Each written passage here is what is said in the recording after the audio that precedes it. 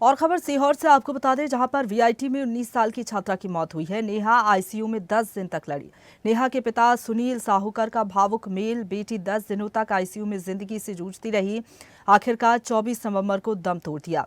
बोले कि बेटी को कॉलेज जाने से रोका था। वीआईटी से फीस वापसी की मांग अब परिजन कर रही हैं। वीआईटी में बवाल है, मौत पर सवाल खड़े हो रहे हैं। वीआईटी में यूनिवर्सिटी की 19 साल की छात्रा की मौत हो गई है। नेहा के पिता सुनील साहूकर का भावुक मेल सामने आया। उन्होंने अब फीस वापसी की मांग की। बेटी 10 दिनों तक आईसीयू में जिंदगी से जूझती रही और आखिरकार 24 नवंबर को दम तोड़ दिया। उन्होंने कहा कि बेटी को कॉलेज जाने से रोका था। हॉस्टल व्यवस्था और छात्रों की सेहत को लेकर गंभीर सवाल खड़े हो रहे हैं। विरोध लगातार इस पूरे मामले में देखने को मिला। अगजनी और पैरामिलिट्री फोर्स की तैनाती की गई है। कॉलेज से बेटी की फीस वापस करने की मांग अब पिता कर रही है। खराब भोजन और लापरवाही ने बेटी की सेहत बिगाड़ दी। उन्होंने कहा, नेहा की मौत के बाद से छात्रों का गुस्सा चरम पर है। प्रदर्शन किया गया। यूनिवर्सिटी की अव्यवस्थाओं को लेकर भारी विरोध लगातार जारी है। तो लगातार जो छात्र हैं उन्होंने भी प्रदर्शन किया। इसके साथ ही स्थानीय लोगों ने भी प्रदर्शन किया और हॉस्टल की अव्यवस्थाओं पर सवाल खड़े किए हैं। पिता का भावुक मेल भी आया। उन्होंने कहा कि आईसीयू में 10 दिन तक उनकी बेटी लड़ती रही। 30 अक्टूबर को कॉलेज से फोन आया था। कॉलेज प्रबंधन पर लापरवाही का आरोप लगाया है। हॉस्टल का भोजन घटिया रहा, पानी में गंदगी रहती थी, जिसके चलते उनकी बेटी की जो तबीयत है वो बिगड़ गई। मेडिकल सुविधा लगभग शून्य रही। बीमार छात्रों की शिकायतें अनसुनी कर दी जाती है। ये तमाम आरोप लगाए गए हैं। और इसी खबर पर ज्यादा बातचीत के लिए सीधे रुख करेंगे। संवाददाता प्रेम हमारे साथ जुड़ गए हैं लाइव।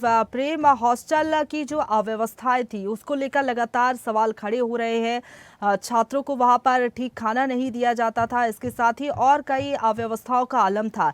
अब क्या अपडेट है पूरी खबर पर, क्योंकि बताया जा रहा है कि जो नेहा के पिता है वो ये कह रहे हैं कि फीस वापस की जाए, इसके साथ ही कड़ी कार्रवाई की जाए हॉस्टल प्रबंधन पर। क्या कार्रवाई इस पूरे मामले में हो रही है? मैम, अभी कोई कार्रवाई अभी तक तो कुछ भी नहीं हुई है, लेकिन यहाँ पर जितने भी स्टूडेंट थे वो सब घर जा रहे हैं।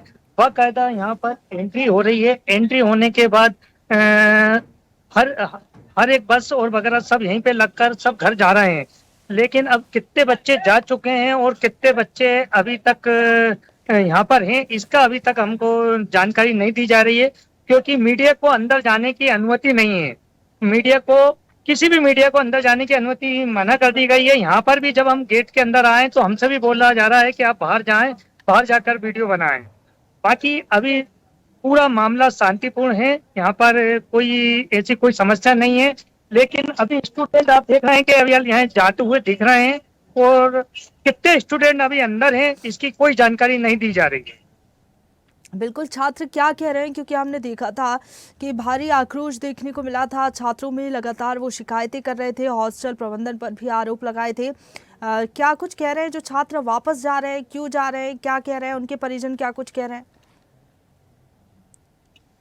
अधिकतर यहाँ पे जो स्टूडेंट है सब बाहर से आए हुए हैं। तो कितने स्टूडेंट किस हॉस्पिटल में भर्ती है इसकी भी कोई जानकारी नहीं दे रहे हैं।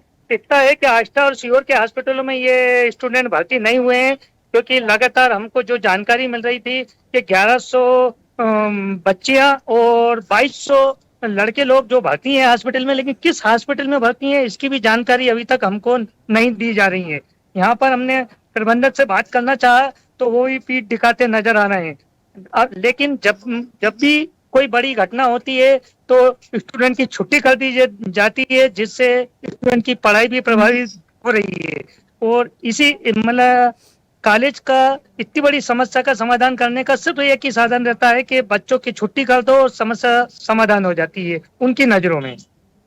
बिल्कुल, हमने देखा था अगजनी की घटना को अंजाम दिया गया था, भारी आक्रोश देखने को मिला था। उसके बाद पुलिस ने कहा था जांच होगी, उसके बाद कार्रवाई होगी। हालांकि क्या कड़ी कार्रवाई होती है हॉस्टल प्रबंधन पर, ये देखना होगा। फिलहाल बहुत धन्यवाद आपका हमारे साथ जुड़ने के लिए और अपडेट हम तक पहुंचाने के लिए।